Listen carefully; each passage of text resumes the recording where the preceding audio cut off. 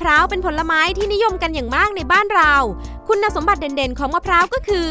ส่วนต่างๆสามารถนำมาใช้ทำประโยชน์ได้หมดไม่ว่าจะเป็นอาหารคาวหวานเพื่อบำรุงสุขภาพและรักษาอาการหรือโรคต่างๆรวมไปถึงการผลิตน้ำมันมะพร้าวกะทิน้ำตาลเป็นต้นแต่ใครจะรู้ไหมว่าเนื้อและน้ำมะพร้าวจะมีประโยชน์ต่อร่างกายอย่างไรบ้างและมีโทษหรือไม่ไปฟังหมอแอมกันเลย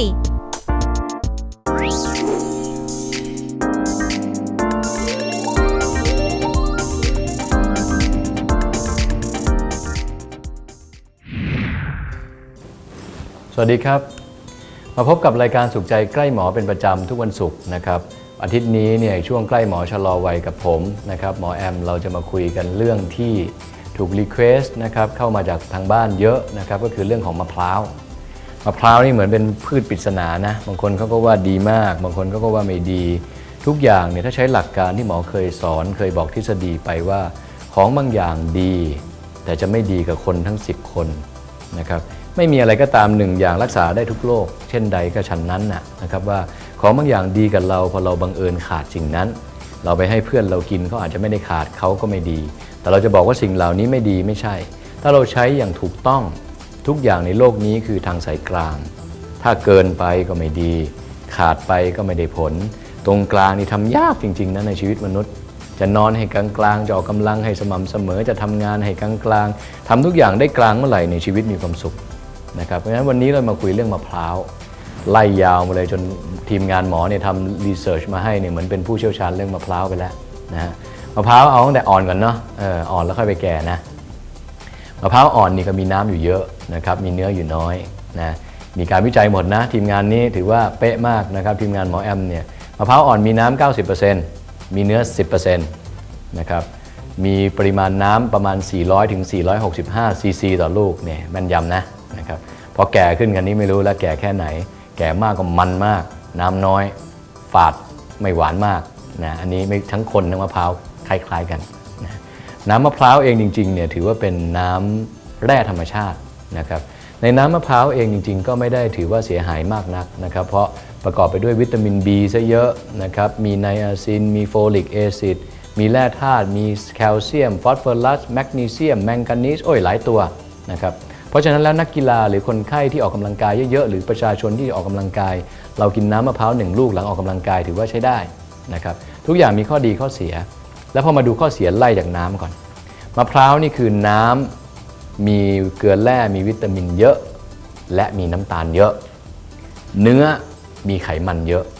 ช้าๆนะแสดงว่าคนไขมันในเลือดสูงไม่ควรกินเนื้อเยอะเนื้อมันก็คือกะทิไง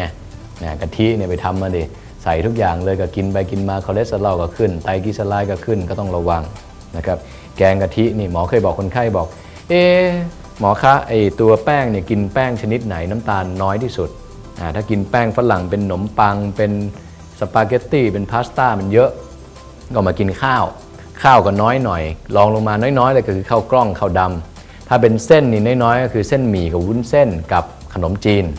เขาก็มาเลยขนมจีนนี่ว่าหมอว่าน้อยกินไป1 เดือนกลับมาด่าหมอบอกทำไมไม่ผอมถามกินขนมจีนได้ไหมบอกกินขนมจีนกินอะไรบ้างขนมจีนน้ำยาขนมจีนแกงเขียวหวานเนื้อขนมจีนกะทิไม่ได้นะขนมจีนกินกับน้ำยาป่าได้อย่าใส่กะทิเยอะนะครับเพราะฉะนั้นเนื้อมันหรือกะทิไขมันสูงน้ำมันหรือน้ำมะพร้าวทั้งหลายน้ำตาลเยอะเพราะฉะนั้นแล้วก็ต้องหลักการคือกินก็อย่างมากก็ลูกนึงกินน้ำมันบางคนกินเยอะเลยกินมากๆเลยคิดว่าดีกินแทนวิตามินเลยไม่ได้นะ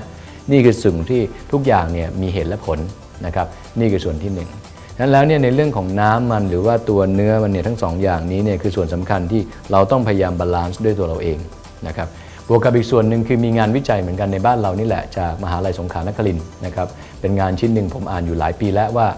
ในฮอร์โมนหรือน้ำมะพร้าวเนี่ยมีฮอร์โมนเพศหญิงอยู่นิดหน่อยนะเขาถึงบอกว่าบางคนเนี่ยกินน้ำมะพร้าวเยอะๆผู้หญิงพอวัยทองแล้วลดอาการร้อนวูบวาบได้บ้างงดอาการเหงื่อออกกลางคืนได้บ้างมีผลนะแต่ระวังอ้วนนะครับแต่ในงานวิจัยเนี่ยไม่ได้บอกว่าโอ้ยมันต้องมีปริมาณเยอะแค่น้อยแค่ไหนนะครับนี่คือส่วนสำคัญเนี่ยทุกอย่างก็มีเหตุและผลที่ดีมีประโยชน์ที่ดีที่เราใช้ถูกคราวนี้มาถึงจุดต่อไปที่เขากำลังพูดกันเยอะคืออะไรที่พิธีกรถามผมน้ำมันมะพร้าวฮิตมากน้ำมะพร้าวจบแล้วนะกินเยอะระวังอ้วนกินเยอะระวังน้ำกะทิมากคอเลสเตอรอลขึ้นน้ำมันมะพร้าวนี่มีข้อดีข้อเสียเหมือนกันแต่ยัง controversial ก็คือยังสับสนอยู่นะครับ ตัวน้ำมันมะพร้าวเองเนี่ยชื่อจริงๆเนี่ยเขาก็คือมีสารที่เขาเรียกว่ากรดไขมันอิ่มตัวระยะกลางหรือ medium chain saturated fatty acid นะครับก็คือไขมันที่มีความยาวของอะตอมเนี่ยกลางๆไขมันอิ่มตัวยาว